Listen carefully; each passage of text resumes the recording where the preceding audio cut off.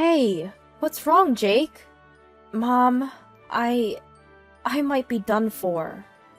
Our son Jake was hanging his head at the entrance as soon as he got home. My husband and I were shocked by the scene. We decided to take him to the living room and ask what was going on.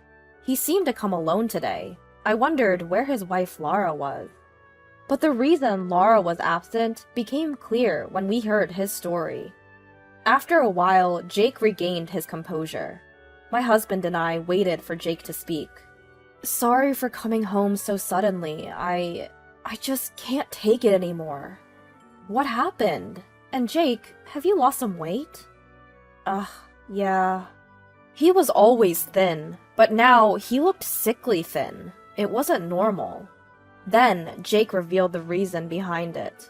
Actually, it's because of Laura. Laura? What happened?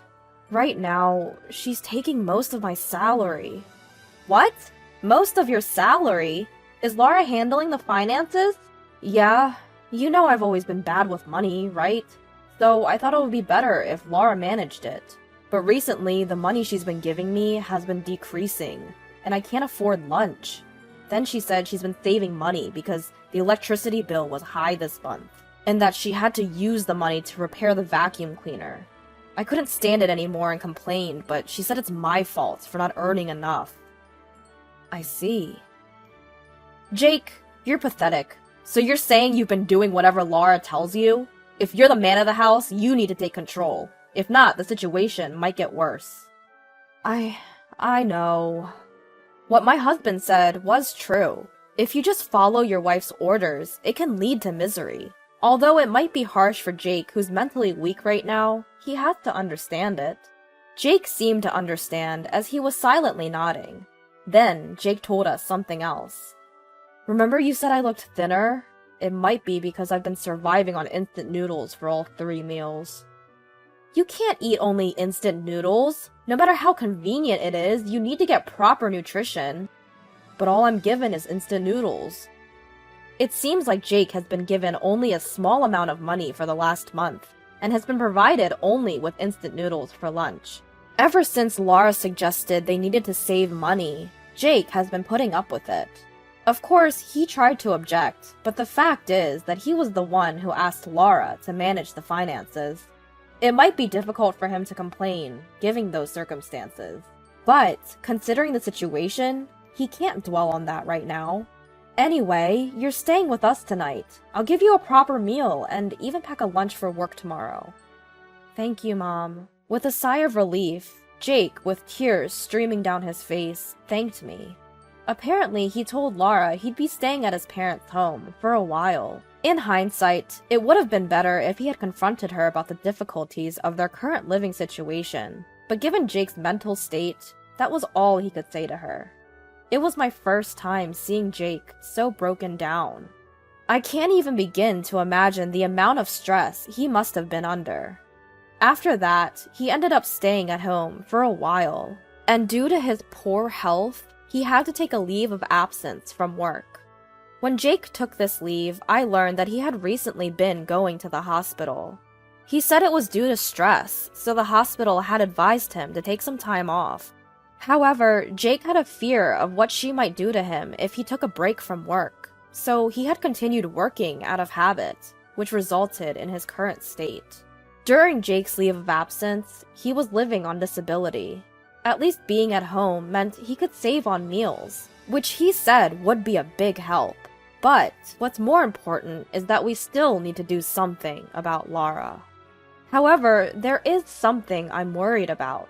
If I get involved, it could potentially make things worse. Maybe they can resolve it by themselves. For a moment, the thought crossed my mind that it might not be good for me to intervene. But I quickly dismissed such thoughts. Jake was desperate enough to come to me in such a state, and it's not a situation where I could afford to hesitate. I should do what I can for Jake. Just then, I received a call from Laura. Hello, Laura? It's been a while, hasn't it, Isabella? Jake's there with you, isn't he? Could you tell him to come home? I'm sorry, but I can't do that. Why not? Jake is trying to abandon his duties as a husband, you know? Are you really okay with that? I don't think it's a matter of me being okay with it or not. If I just send him back, I don't think it will solve anything fundamentally. How about we set up a meeting to talk about this in the near future? And not just with me, but with your parents as well, so we could all sit down and discuss this. Oh, is that so? I see. So, you're not planning on sending Jake back, are you? Understood. I have some ideas too then. We'll talk again soon. With that, Laura hung up the phone. She has some ideas. That phrase stuck with me. What could Laura possibly be planning? Several anxiety-filled days passed. Then, one weekend, my husband Jake and I were relaxing when the doorbell rang. I thought it was the mail or something and checked the intercom monitor. I couldn't believe my eyes. There were Laura and her parents. What should I do? Luckily, Jake hasn't noticed yet. Maybe I can dodge the situation and pretend we're not home. That's what I was thinking. But then I heard, "What's wrong, Jake?" My husband called Jake, and when I looked over, Jake was shaking with his phone in his hand. I then looked at the phone Jake was holding, and there the screen displayed Laura with an incoming call. Jake seemed to be having a reflex of rejection. He couldn't answer the phone. So with Jake's permission, I answered the call. Hello? Oh? Why are you answering the phone? Jake is not feeling well today, so I picked up the phone for him. I see. In that case, I'm worried. So please, let us visit while we have our discussion. We're outside your house right now. I'm sorry. We're actually out at the moment. That's strange. If Jake's phone is there, but you're not home, how does that work? I'm not used to lying, and my lie was easily exposed. Isabella, there's no need to be so cautious. My parents and I are here to have a discussion with you. As she spoke, my husband moved towards the door. It won't help running away from this situation. Might as well settle it now, my curt husband said, opening the front door and welcoming Laura and her parents into our house. Their faces as they entered lacked any hint of a smile. In fact, it seemed as if they were glaring at us.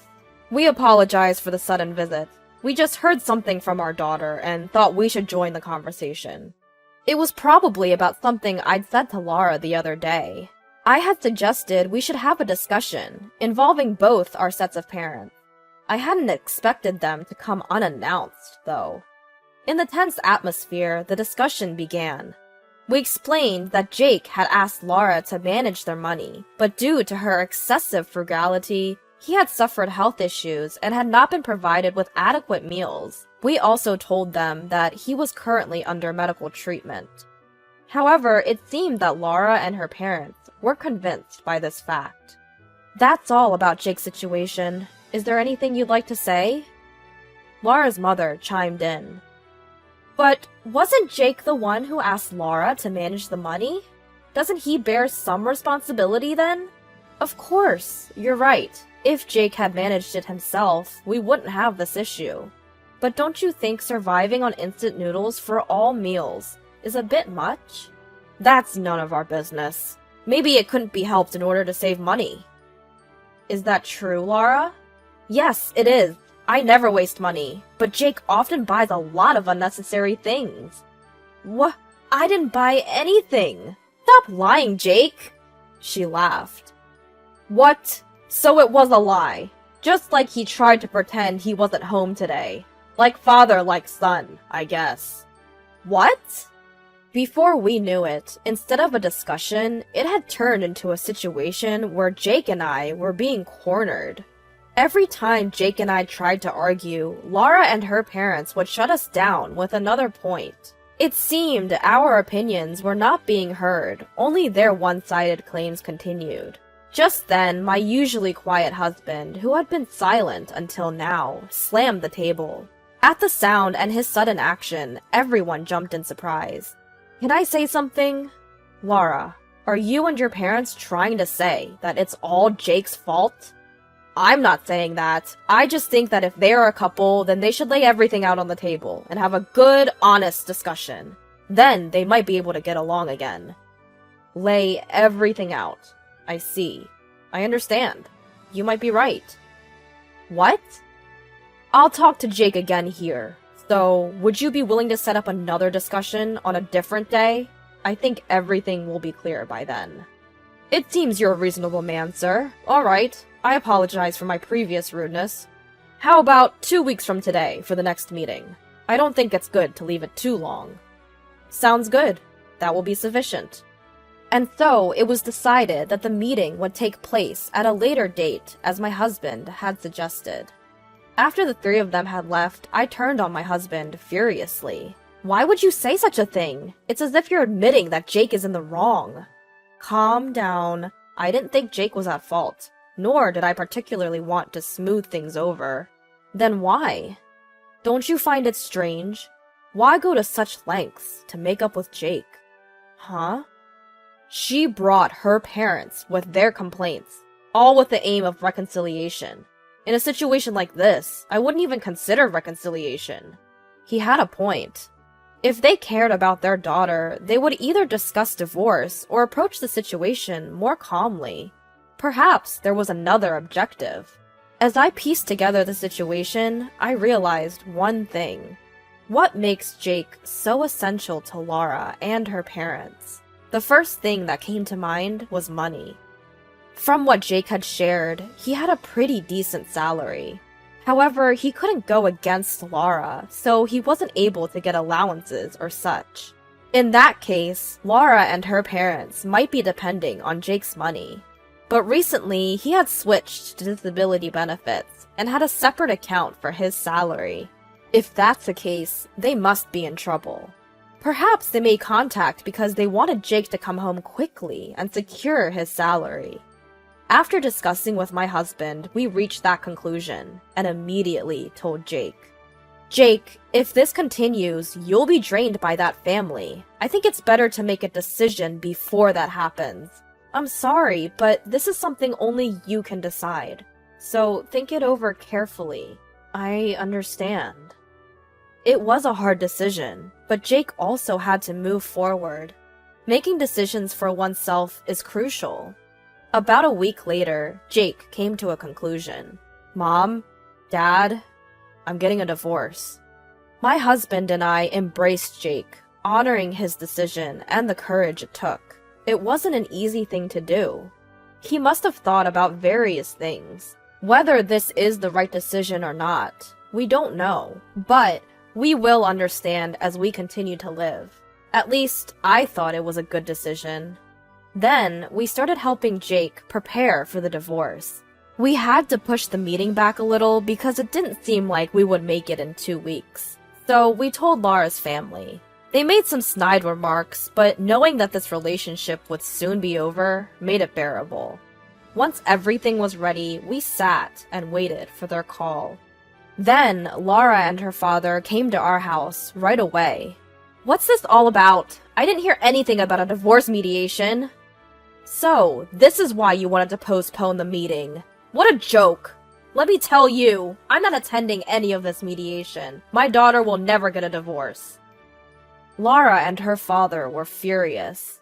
It was a natural reaction since they thought there would be no divorce. But the wheels were already in motion. There was no stopping it now. Please, calm down, both of you. Our decision to divorce will not change. Please, leave now. You! Could you please stop? Besides, didn't you say you were going to lay everything out in the open? You're hiding something from us, aren't you? Like how you're taking Jake's money through your daughter. What are you talking about? Stop the poor excuses. We have all the information. It was a bit costly, but we had a detective investigate you. You quit your job last year, didn't you? You're living a pretty comfortable life, aren't you? Taking it easy with a job and living on Jake's money. You have your retirement savings, and there's no problem as long as you keep leeching off Jake. I'm sorry. Then my husband lost his temper. What good does apologizing do now? You've been using the money Jake earned through hard work for your leisure. There's no way I'd ever accept your apology. Laura, you too. If you wanted to help your father after he quit his job, why didn't you use your own money? Using someone else's money for that. Are you some kind of fraudster? Just get out. I don't want to breathe the same air as you for even a moment. Just get lost! With my husband's roar, Laura and her father quickly left. At that moment, it became clear that my husband was the angriest about this whole matter, and so, this incident came to a close. In the mediation that followed, we hired a lawyer and successfully got the divorce. Although not for the full amount, some repayment obligation was established, and Laura's family was ordered to pay. After the divorce was finalized, Laura and her father immediately started looking for full-time jobs. Due to his age, it seems like he is having a hard time finding work. Laura is balancing a day job and a night job, literally working without a break. Since then, Jake's condition has improved and he's returned to work. I was torn about how much I should help this time, but I now think it was good that I did. I want my child to be healthy after all. I don't know what the future holds, but I want Jake to know that he always has two allies.